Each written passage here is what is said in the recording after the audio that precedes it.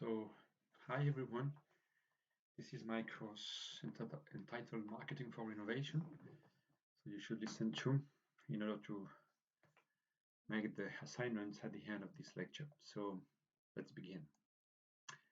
First question I want to ask is what is innovation? So, take a few seconds, try to understand, try to think about this very use, this backward innovation. Um, my definition innovation is an invention that creates value for some user, some client, customer, whatsoever. So an invention that doesn't create value is not an innovation. It's something which is useful for only one person, but not for a market. So let's have a look on these kind of innovation. There's two big families of innovation. The one category which I call high-tech innovation. So you have two products on the slide. I won't present them all, but basically you've got these Google glasses, you've got this Apple Newton, and you've got this Nokia Engage. What do they have in common? Okay, those all are failures.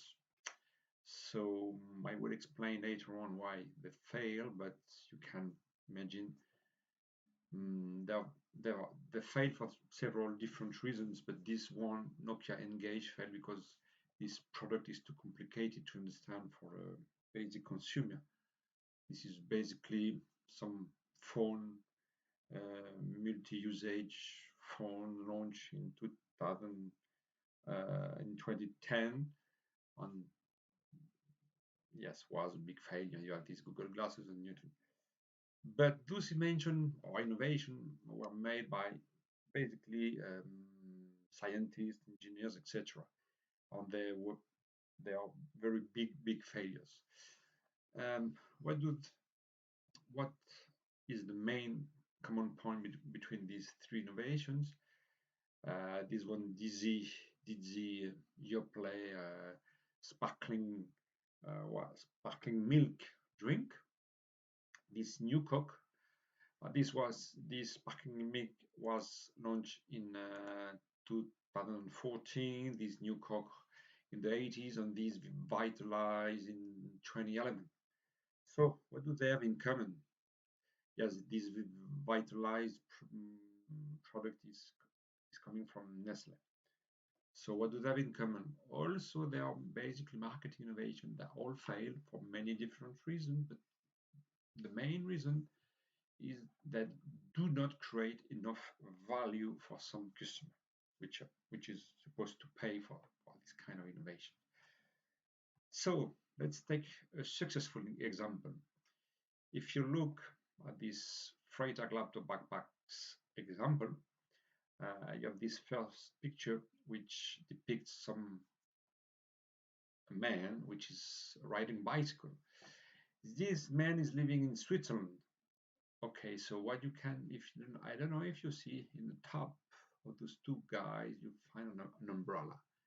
It is not very precise, but this is an umbrella. So that means in Switzerland, it rains a lot. This is the innovation which corresponds to these usages. So if you see this guy and this guy, you can suppose that if you're living in Switzerland, you're riding a lot, bicycles, and it's raining a lot. So if you want to carry your laptop in some kind of backpack, you need to have a very specific backpack which can um, carry your laptop in a very safe way without being damaged by the water. Okay, so this Freytag brother invented a solution made of this truck cover. They recycle this truck cover and they transform this truck cover into a bag. And this is the belt, the security belt you find in a car. And also they have the tire parts included in this backpack. So it is rather expensive bag. It's not a backpack, but it is a bag. So which is very interesting in this innovation. This is a great success because they observe some kind of insight. They observe some kind of need. They tried to find a solution that could or can solve this need to just basic need carry my laptop while I am riding my bicycle, why and maybe I can ride my bicycle under the rain. Okay, so this is a really good one. Moreover, you have this um, kind of personalization, customization possibility. You can customize your backpack made of several different parts of this truck cover. So why innovation is a major issue? So it is a major issue for companies nowadays because you need to reduce the failure rate. Failure rate is very high, specifically if you're dealing with technological innovation. For technological innovation, for example, IoT, Internet of Object, you have 95% of failure. It's more or less for food innovation or for B2B innovation. So the revenues come from products that have been launched recently. So yes, I mean, most of the revenues come from very recent product. So that means that the life cycle of the product is shortening very fastly. So ideation is the most critical stage. So what is ideation? So you need to have a look to this process. You have five stages, starting from ideas, then you go to concept, then you go to product, the mixed, and the launching. So basically, you need to um, come out or yes, try to find some ideas, several ideas that correspond to solving some customer or some people problem. You select the best idea, then you have this red arrow, which means that you need to select the best idea. You test the idea. If the test is conclusive, you move on to the next step, which is the concept development. So you transform an idea into a marketing concept. You test the concept. If the test is successful, then you move on to the next step, which is the product development. You develop a product, you test the product, beta test, some crash test. You have a lot of different tests, and yes, user test, etc. If the tests are successful, you continue. You open this gate. If the test is not successful, you can go back as a loop to the concept, try to transform a bit the concept in order to have a better product, and then on so on, mix marketing and logic. Okay. So why innovation is a major issue? Because you need to reduce this failure rate. Okay. This is a duplicate slide, but doesn't matter. So for me, this is a very interesting way to define innovation. This is an interesting framework. So you need to remember this framework. So innovation corresponds to three main areas. The first one is the product and services innovation. So I don't think you need me to explain what is a product innovation or service innovation. You have also business model. So here, this is some new way to make some customer to pay for solution. So you have this Deezer, this is Airbnb, BlaBlaCar, Uber, iPod from Apple. So those are very different business model of in these industries, in the music industry, the transportation industry, hospitality industry, taxi, cab industry, etc., etc. They're all new ways to make the customer to pay for a service. You don't really pay to own a car, but you share a car. You don't pay for. You're not renting a flat like a hotel. You're sharing someone else's flat. You have these processes also innovation. This is a watch on this L'Entrecôte restaurant in Toulouse.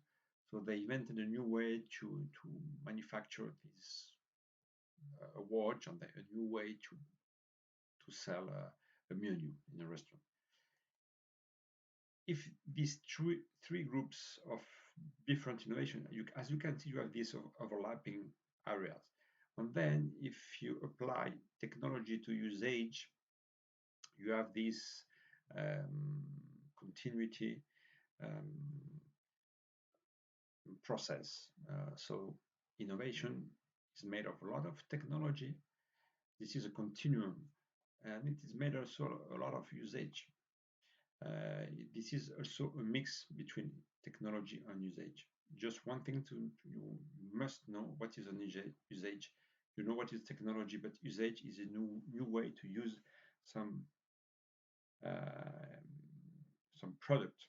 For instance, if you have this apple puree, which is in French is pomme pot, they invented a new packaging so that you can eat or drink these apple pomme pot or this drinking yogurt.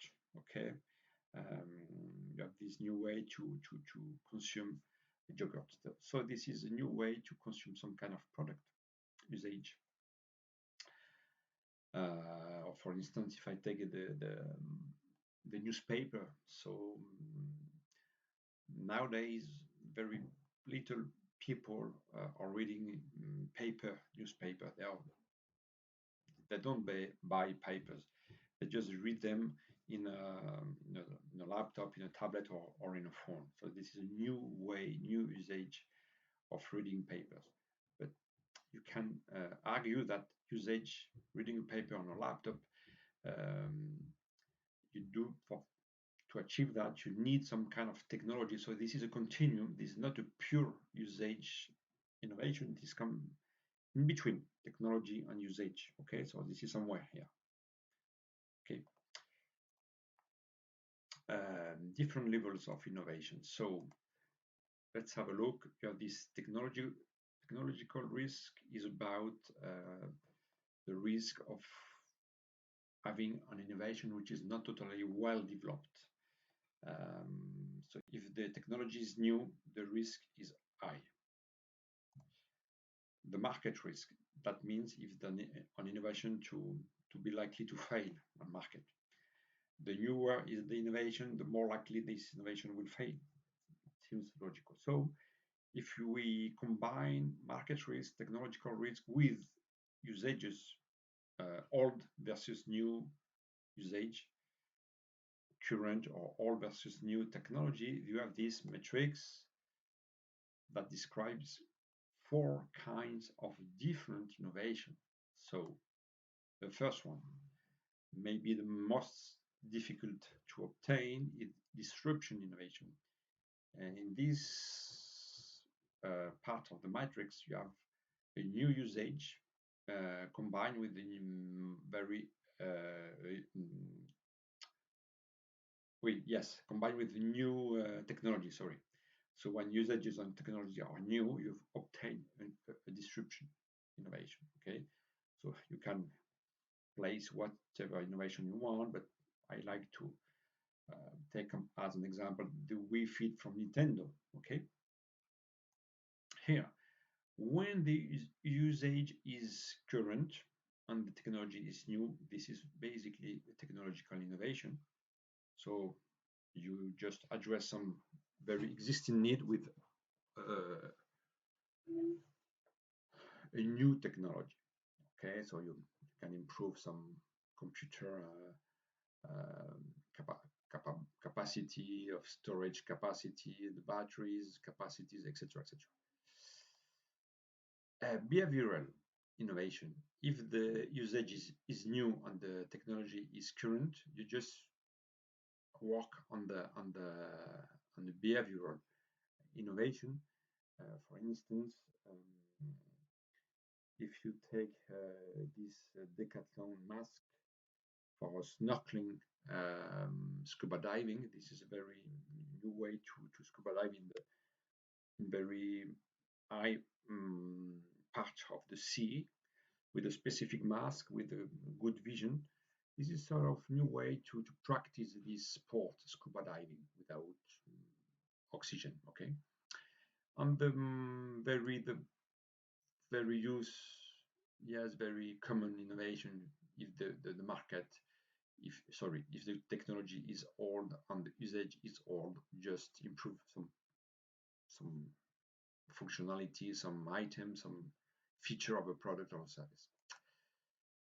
So here you have the consequences of the degree of innovation. To innovate, you have to understand you have two processes. The first one is technology push. The second one is market pull. So let's have a look. So technology push, starting from the R&D, you try to sell some innovation with the help of marketing department to consumer. This is technology push. Market pull, you've noticed some insight, some specific need that is not very well addressed by the market. Try to improve or try to find a solution to this need or some product, and you ask the R&D department to develop a technology that could match this consumer need. So, which is basically the main differences between the two. This is one is based on new technology. You don't know what it is for, you just develop a technology and you ask marketers to, oh guys, take this technology and try to find some customers. Okay, market pull is just you observe the demand, you make a market research, and you try to solve an existing problem.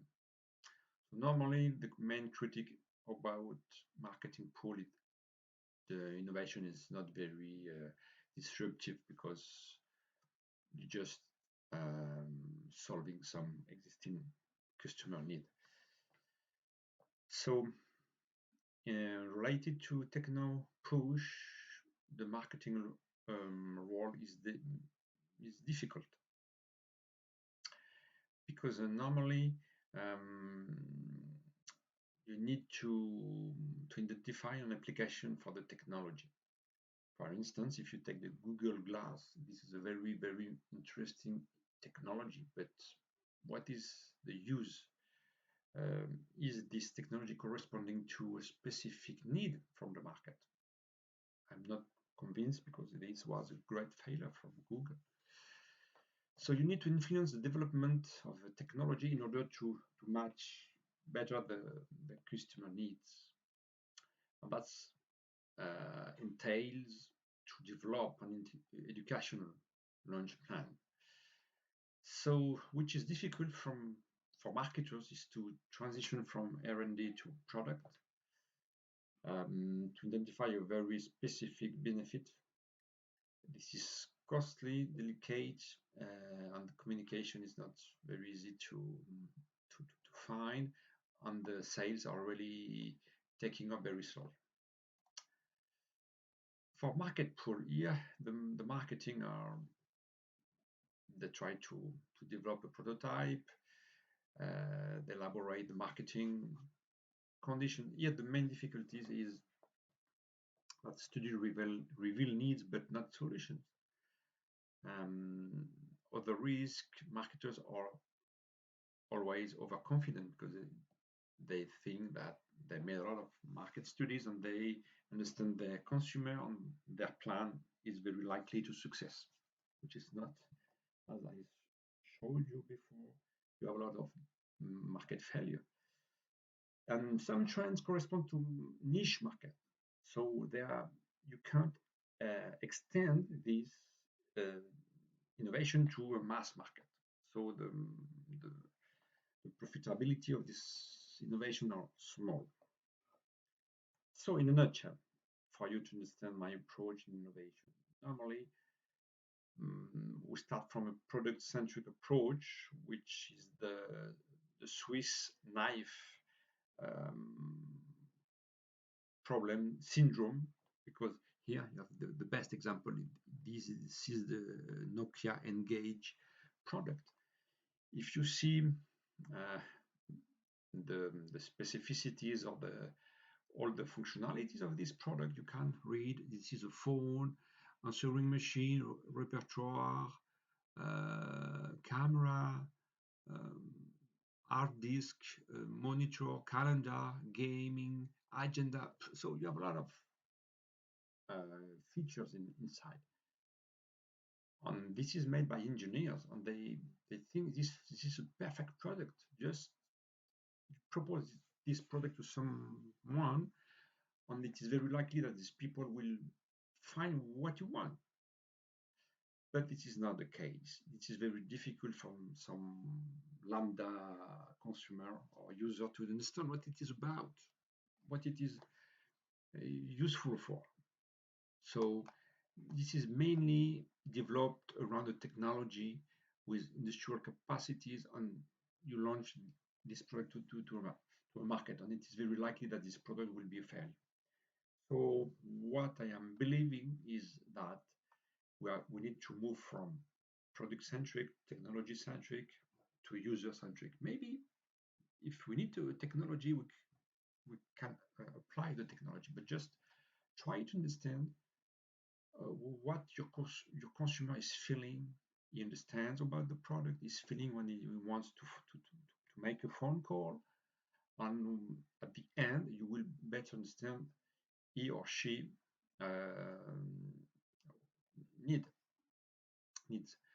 So to remain in this phone field, if you observe how people are using their phone in the time in 2010, in the time of this innovation, Nokia Engage, you will notice that people are mainly making phone call, texting, messaging, but also taking a lot of photos. So maybe it could be convenient to drop all these gaming, all these things, and try to improve the length of the camera.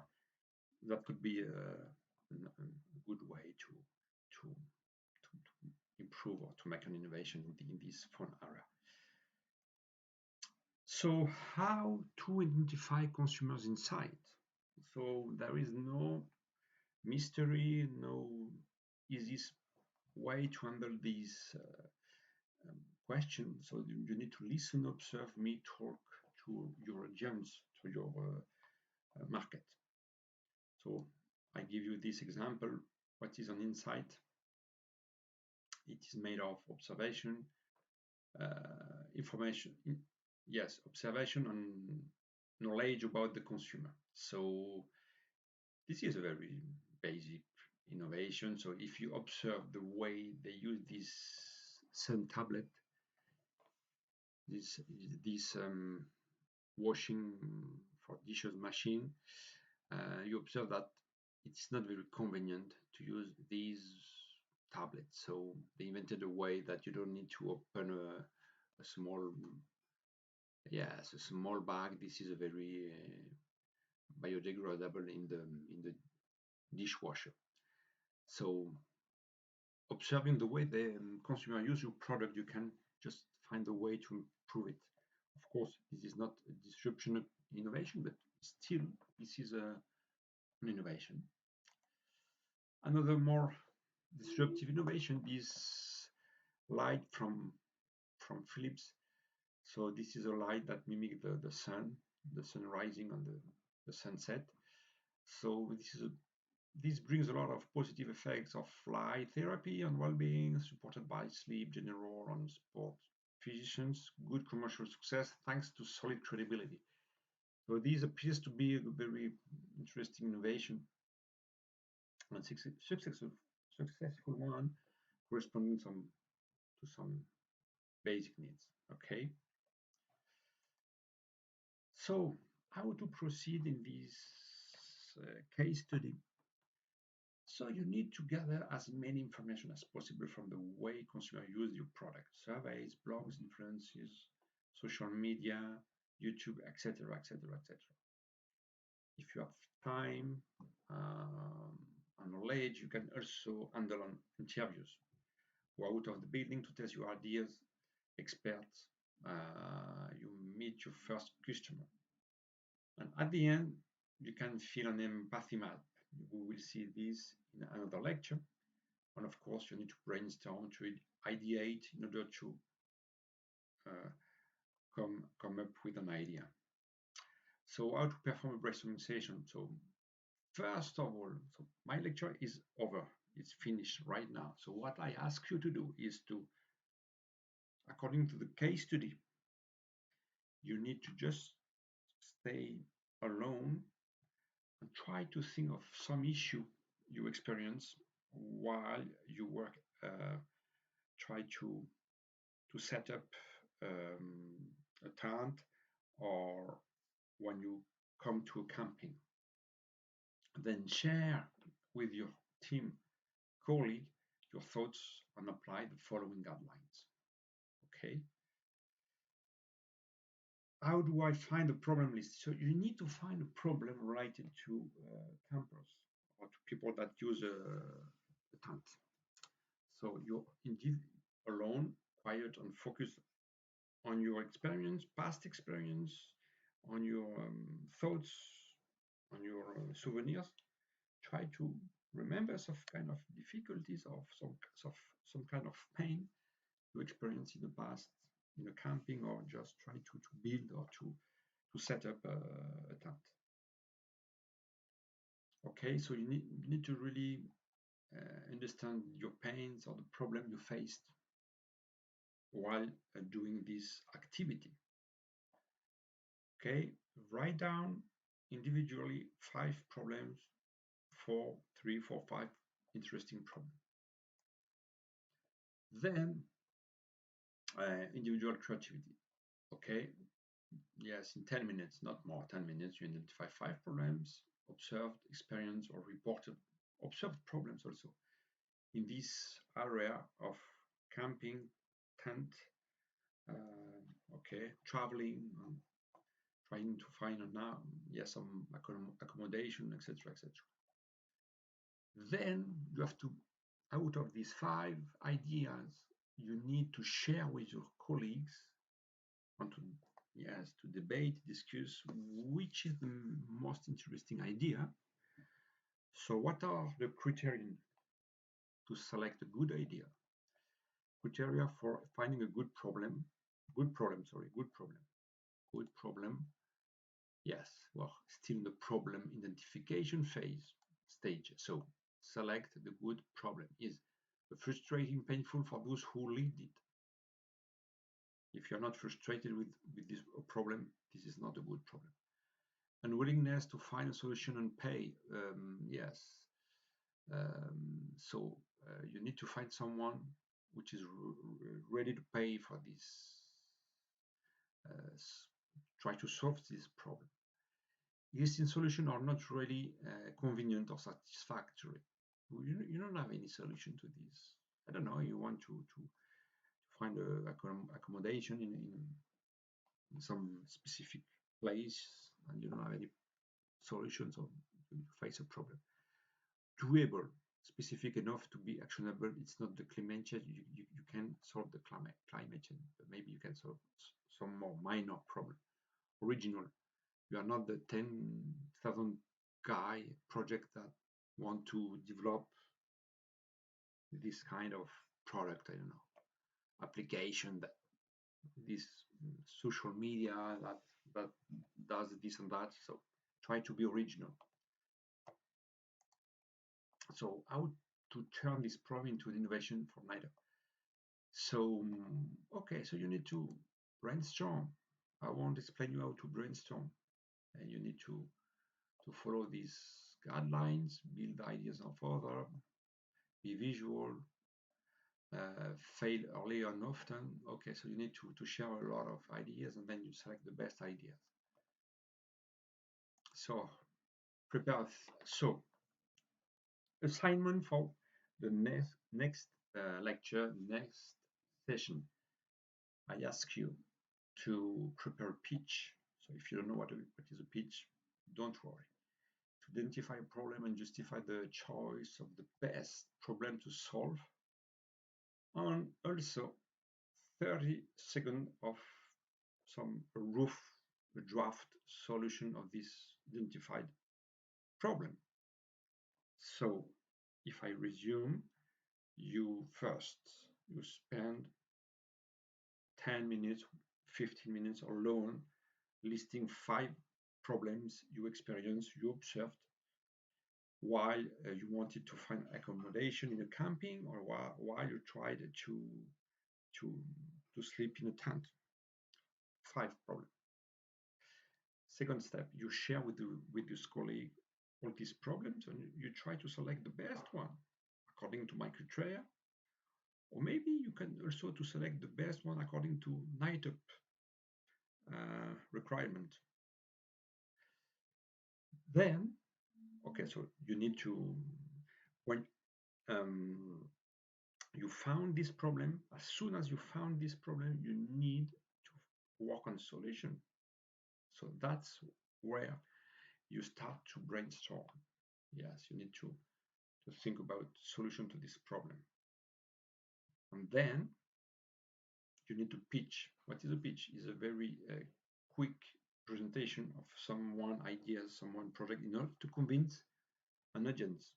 It could be investors, business angels, it could be a CEO, it could be a manager, it could be a team, it could be a customer or client, whatsoever. So you need to be really, really convincing. To achieve that, I'll let you read this. What is a pitch? Okay, you read these 4 recommendations. You can also improvise a little bit, but you have access to this recommendation. Okay. Yes, and we'll let this empathy mind map for the next session. Okay, so we are done. Hope you understand this lecture, and I meet you in the next session.